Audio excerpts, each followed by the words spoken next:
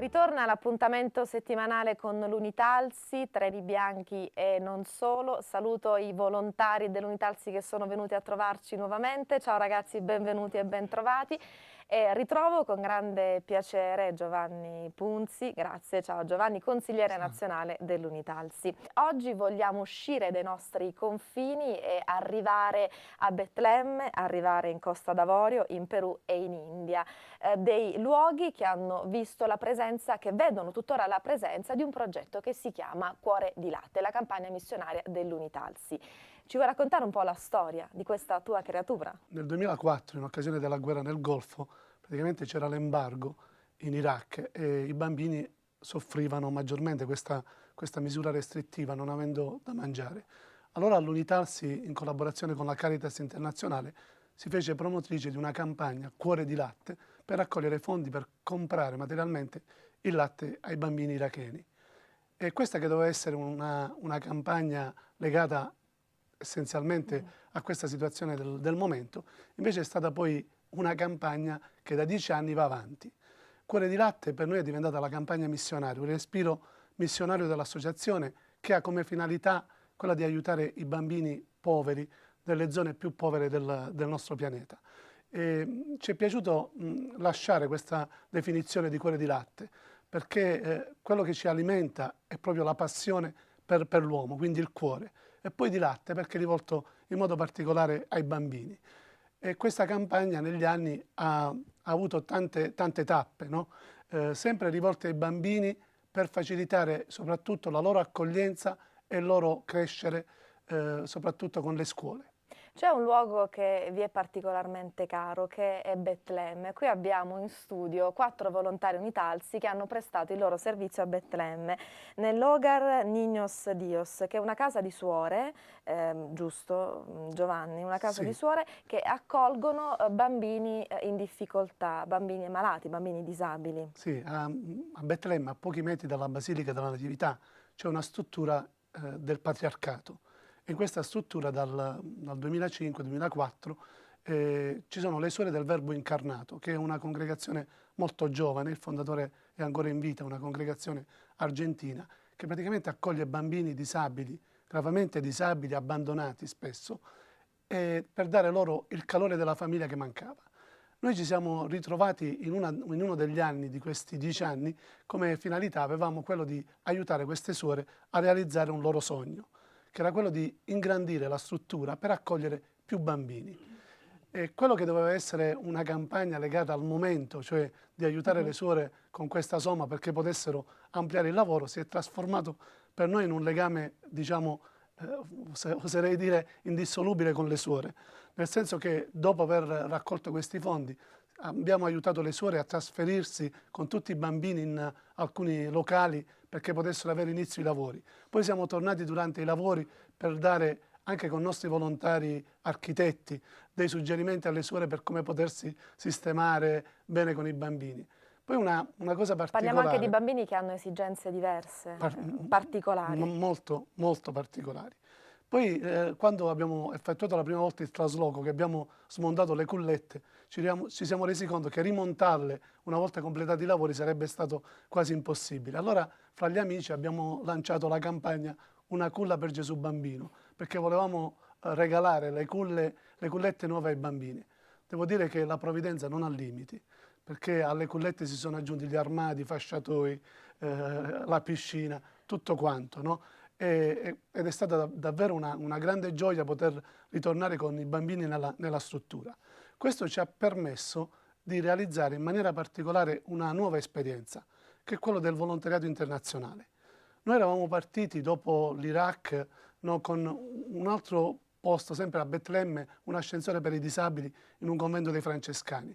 Subito dopo, l'anno dopo, in Romania, a Craiova, dove c'è una suora italiana che ha una struttura, la Casa della Speranza. Anche lì, dopo aver dato un aiuto economico, ci siamo resi conto della necessità di andare proprio in occasione della inaugurazione, facendo dei lavori e portando veramente tanti generi alimentari, tanti prodotti che servivano per i bambini là.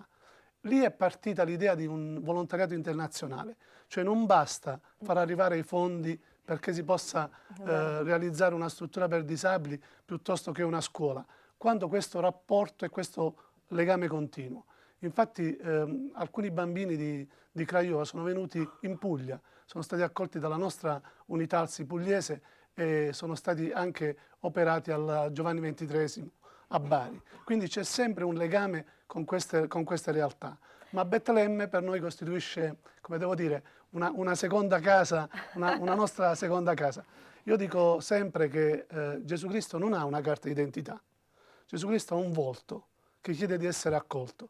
E dico ai pellegrini che vanno a Betlemme, andate pure alla grotta della Natività, fermatevi, commuovetevi, pregate, fate tutto quello che volete, ma poi scendete 100 metri più in giù, perché lì trovate adesso Gesù vero, in carne ed ossa, che chiede di essere accolto. Sono molto belle le tue parole, Giovanni. Allora adesso ascoltiamo le testimonianze dei volontari, coloro i quali sono stati a Betlemme. Li presento e saluto, sono Germano Di Leo, Sabatino Di Serafino, Mascia Moretti e Marinella Santo Pietro. Benvenuti e grazie. Allora, partiamo da Germano. Quanto tempo fa sei stato a Betlemme? Raccontaci un po' la tua esperienza, quello che ti è rimasto nel cuore di quello che hai fatto. Sì, io sono andato a Betlemme la prima volta a dicembre 2009. Io che mi definisco un volontario discepolo apprendista, perché faccio parte della storia dell'Unità ALSI e insieme agli altri volontari costruiamo questa storia dell'Unità ALSI, facciamo sempre di necessità virtù, quindi veramente abbiamo questo grande dono di non tirarci indietro nei momenti, in tutte le difficoltà che troviamo nel percorso che l'Unità ALSI ci traccia. Abbiamo deciso di fare questa esperienza a Betlemme e devo dire è stata un'esperienza fortissima la prima volta, perché io mi sono ritrovato una mattina, me la ricordo ancora, la sera tardi arrivavamo a Tel Aviv, poi pernottammo e la mattina prestissimo, era ancora buio, sotto la pioggia, con un taxi ci siamo recati con altri amici volontari alla Hogar. Lì entrando nell'Hogar la prima impressione che ho avuto è quella del Cachot a Lourdes, perché era una casetta piccolissima, però noi siamo anche animatori pellegrini a Lourdes, quindi accompagniamo i pellegrini sui passi di Bernadette e ci fermiamo e cerchiamo di far capire ai pellegrini le difficoltà della famiglia di Bernadette in quella piccola stanza, però che attualmente è vuota.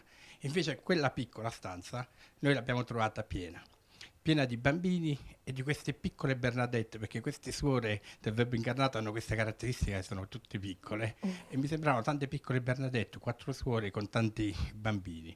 Ma non c'è stato molto tempo di riflettere, perché la suora sono operative e noi dobbiamo essere con loro, per cui mi sono subito ritrovato un bambino in mano, un bambino che poi abbiamo chiamato noi Gesù Bambino, a cui voglio adesso approfittare per rivolgere un pensiero, perché purtroppo il Signore ha deciso di riprenderselo con sé nella schiera degli angeli, e quindi con questo bambino io ho dovuto per la prima volta in vita mia, appena sveglio, cambiarlo, vestirlo, lavarlo e anche dargli da mangiare. Hai detto bene, in quei momenti non si riflette, in quei momenti bisogna agire e basta. Sì, non hai proprio possibilità di riflettere, devi agire. E quindi anche là, come si diceva prima, ho avuto la seconda impressione, quella di trovarmi, anche indegnamente voglio dire, a pochi passi dalla grotta della Natività, e quindi l'emozione chiaramente è stata grandissima, e quindi ho anche equiparato, come si è detto prima, la capanna dove è nato Gesù, appunto con quel tipo di esperienza. Ecco, con questa casa. Grazie Germano. Allora Marinella, da quanto tempo sei volontaria Unità ALSI? Dal 2006. Mi trovo ad essere una volontaria dell'Unità ALSI per un disegno divino, ma non è il caso non è il momento opportuno per raccontarlo, perché c'è tutta una storia dietro perché sono andata a Lourdes, ma non è il momento questo di parlare di Lourdes. Io sono volontaria e voglio specificare una cosa meravigliosa secondo me. Nel momento in cui si pensa di dare attraverso il volontariato, noi riceviamo solo. Diamo una piccola ma una piccolissima parte di quelle che sono le nostre forze, le nostre disponibilità, il nostro servizio, ma riceviamo una quantità proprio non misurabile di amore, di affetto, di cose meravigliose dai malati e dagli stessi bambini. Volevo parlare della mia esperienza della Hogar. Ci sono stata 2 volte. Una prima volta i bambini erano collocati così saltuariamente in questa casa provvisoria, in un garage praticamente, un garage grande più o meno quanto questa stanza, dove loro vivevano, giocavano, mangiavano, dormivano. Adesso stanno in una struttura dignitosa, bella, con le camerette colorate, con le luci, e questo non può che, voglio dire, farci onore e fare onore anche loro, perché vengono rispettate come persone. Cosa ti hanno insegnato questi bambini? Che cosa ti hanno dato? Allora, quando io parlo della Hogar non me ne rendo conto, immediatamente mi torna un sorriso sulle labbra, perché è come se il pensiero immediatamente fosse lì con quei bambini che trasmettono gioia, pace, serenità, amore incommensurabile. Guardare quelle suore che amano questi bambini è qualcosa di fuori dalla normalità. Guardare questi bambini che cercano il contatto, la faccia, vogliono stare accanto alla nostra faccia ed essere, come dire, accuditi, sentire il calore materno è qualcosa di meraviglioso. Ecco, dopo l'esperienza della Hogar ti viene la Hogarite, cioè la malattia di voler ritornare a Betlemme, perché è un'esperienza meravigliosa che consiglio a tutti. Grazie, grazie Marinella. Mascia e Sabatino sono marito e moglie. Siete andati insieme a Betlemme a fare questa esperienza o in momenti diversi? No, siamo andati insieme a Betlemme perché la nostra storia comunque è nata all'interno dell'Unitalsi, quindi noi ci siamo conosciuti sul treno bianco e da quel momento abbiamo condiviso ogni sorta di esperienza all'interno dell'associazione. Quindi anche per un disegno così siamo andati insieme la prima volta, sempre nel 2009, con l'Unitalsi, a fare esperienza alla Hogar e da lì poi è stato un crescendo, quindi ripetutamente, anche diverse volte l'anno. Tornate siamo a Betlemme? tornati a Betlemme. Di solito quanto tempo rimanete alla Hogar?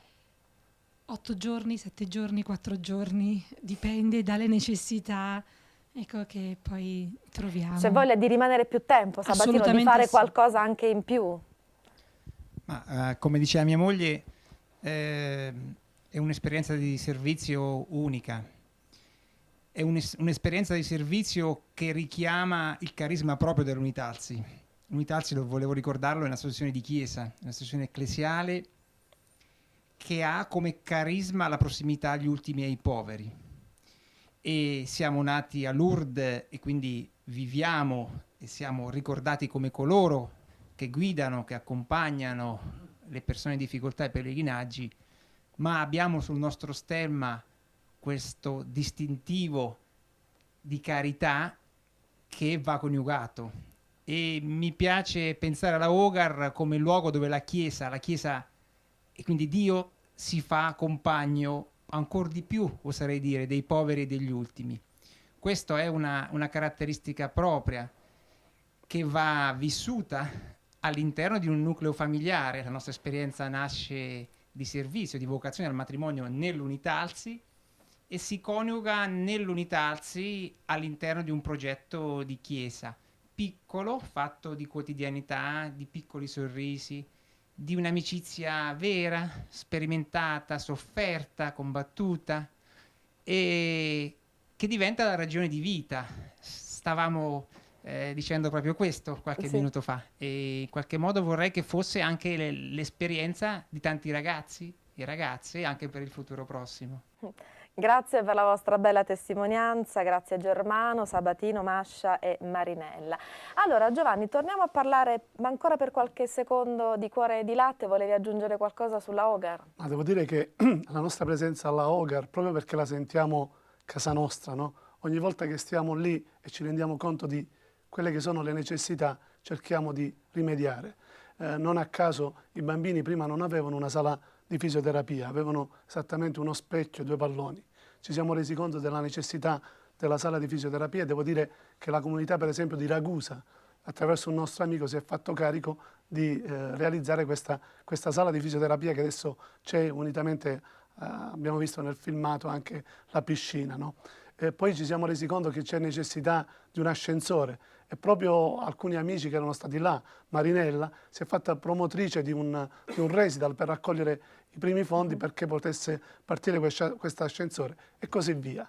E questo rapporto in simbiosi con le suore è fortissimo, perché ogni volta che siamo là e c'è da fare qualcosa, la suora facciamo questo, e la suora ci chiede: voi che dite? Che cosa pensate? Allora, se va bene, facciamo. È chiaro, noi agiamo sempre con grande discrezionalità, perché comunque è la casa loro, no? Certo. Noi però Comunque per quello che possiamo, ecco, degli input. Stavo pensando appunto a alle tue parole, anche alle testimonianze dei nostri amici volontari. Si è volontari 24 ore al giorno, anche se poi si torna a casa e si toglie la felpa o la divisa che avete di solito, comunque si continua ad essere volontari. Tutto quello che si è vissuto a Betlemme, ma così anche in tanti altri posti in cui avete fatto volontariato, lo si porta a casa, ormai fa parte di te, insomma, non ti puoi scindere da questo tuo essere volontario Unitalsi. Se fossimo volontari part-time non saremmo volontari. Non si può essere poi. Non saremmo volontari, faremmo volontariato per hobby, ecco. ma non è quello.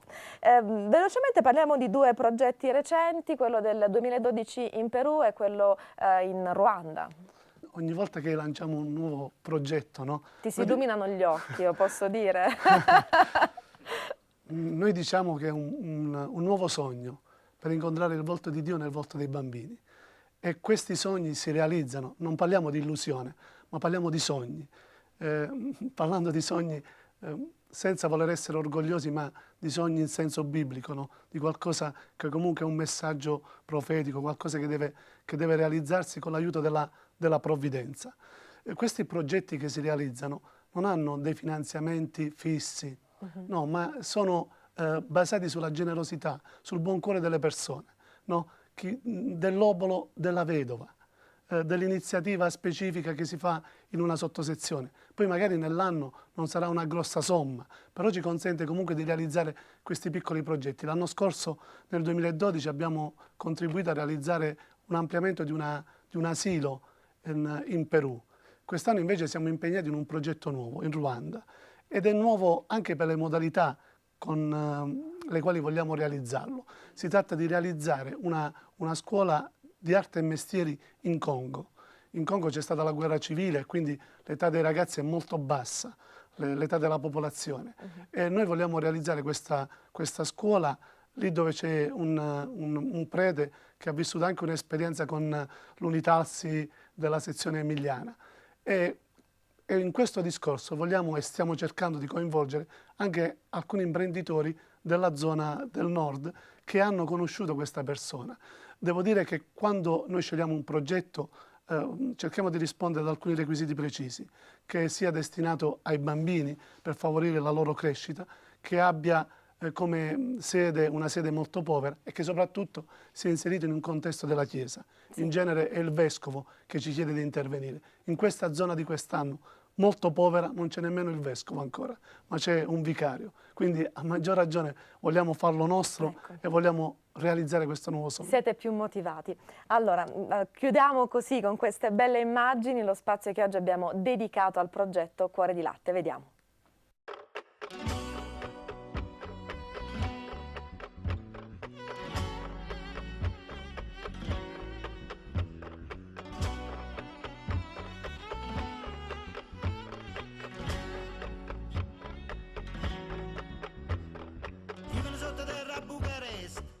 Una collarin de busta, bagatati invece ancora un coppia e mura. Stanno azzeccati e schizzi l'occhio dei guaglioni. Nini de favela tutta rapazzata, stelle scravogliate l'una a mappuciata. Pierzi che nire mamma africana, sporca chi ne fama non arrivano a di mano.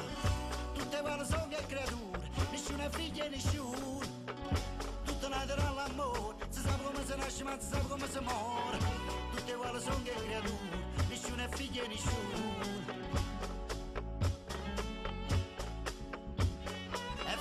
È nata in mezzo al mare, attenta che sua magna ne piscicana. Comunque naso e con fucile in mano, a da fall'uomo si è serbo afghano. O molti stanno sempre stessa panna, ai piana di scarico magna un anno. Giuro che lo chiamando l'italiano in mezzo a via, non rende a pagamento per strane fantasie. Tutte vale sono che creature, nessuno è figlio e nessuno. Tutte nate dall'amore, si sa come si nasce ma si sa come si muore. Tutte vale sono che creature, nessuno è figlio e nessuno.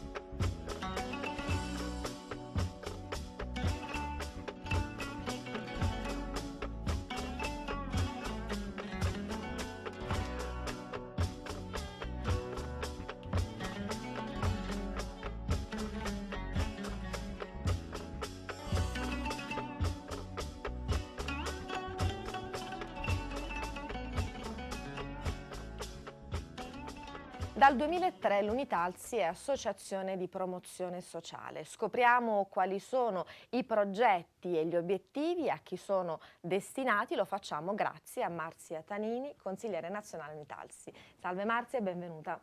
Buongiorno, grazie. Allora, parliamo di questi progetti, degli obiettivi, a chi sono rivolti. Sì.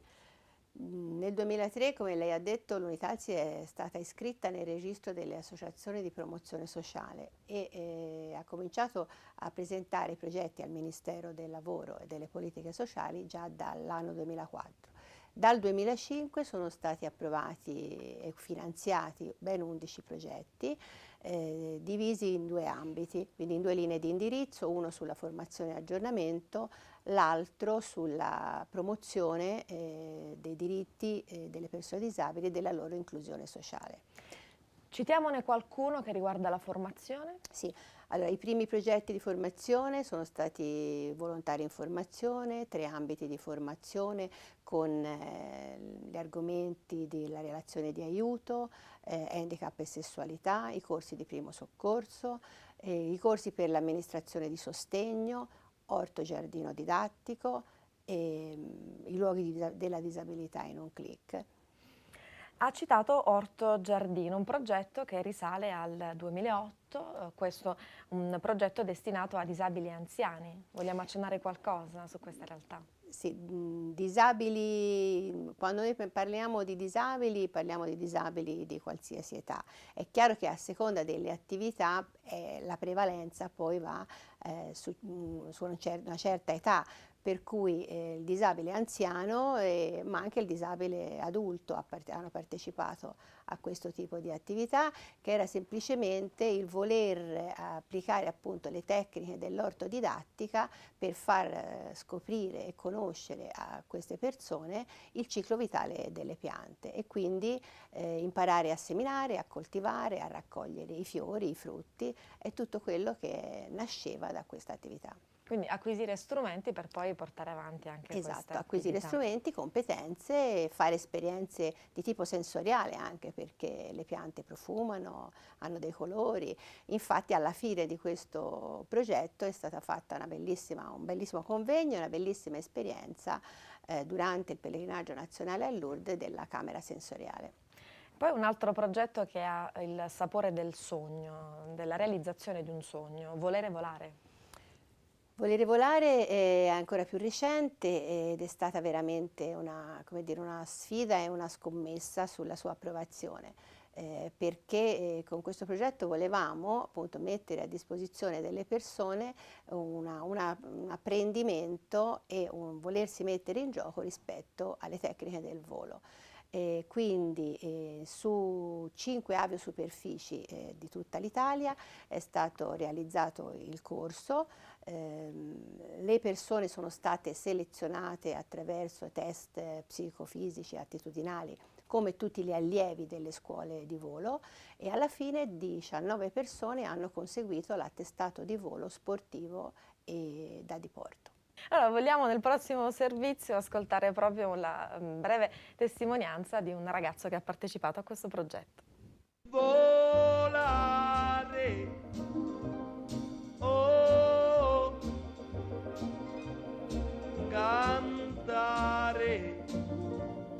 oh, nel blu dipinto di blu, felice di stare lassù.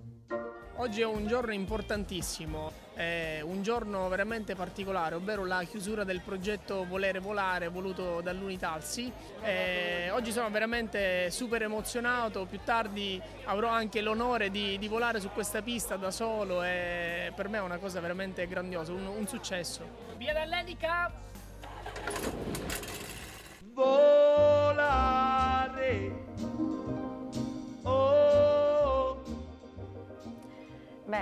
come abbiamo ascoltato dalle parole di questo ragazzo, la realizzazione di un sogno. Quindi anche questo ha il sapore dell'integrazione. Un altro progetto che vorrei citare, Marzia, è il computer in un batter d'occhi.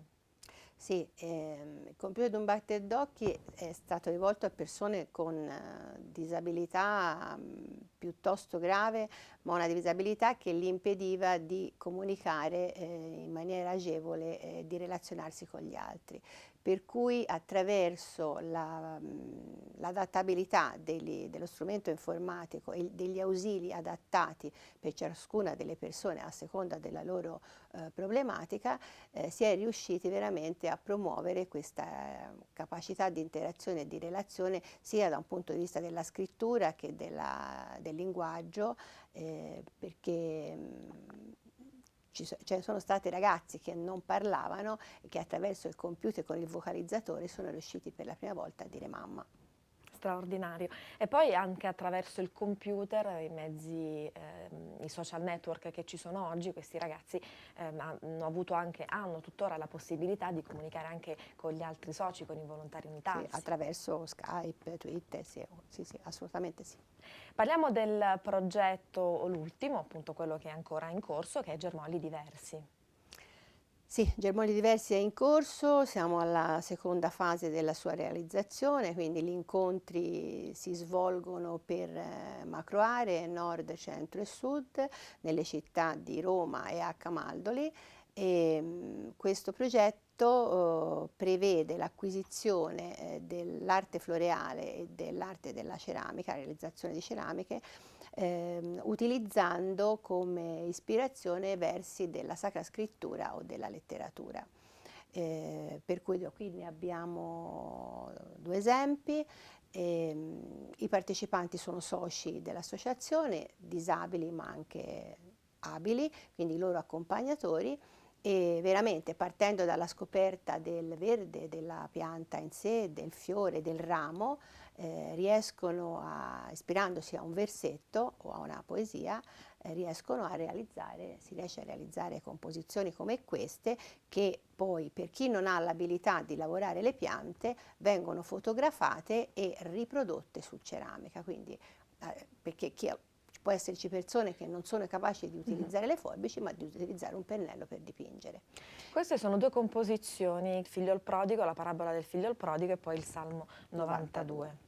Sì. Spieghiamoli brevemente. Allora, il Salmo 92, il giusto fiorirà come palma, che è questa alla mia destra, mentre questa qua davanti rappresenta appunto la parola del figlio il prodigo e è rappresentata nella parte dell'alberello senza foglie, quindi secco, il figlio il prodigo, il figliolo che si allontana dalla famiglia, quindi secca, quindi come un ramo secco che ha perso legami, che ha perso affetti, ma il ramo secco non è morto, ma con la radice che comunque sta nel territorio, quindi nel tessuto della famiglia, dell'amore, nel tessuto in cui è vissuto, in questo caso la terra, si riproduce e genera nuovamente foglie, fiori e frutti. E questo è un altro tassello dell'associazionismo sociale appunto dell'Unitalsi, il progetto Germogli Diversi. Grazie Marzia Tanini, consigliere nazionale Unitalsi, per essere stata ospite a Treni Bianchi e non solo. Grazie. Grazie a voi. Il nostro appuntamento settimanale con Treni Bianchi e non solo, un cammino di fede e di solidarietà, termina qui. Appuntamento alla prossima puntata.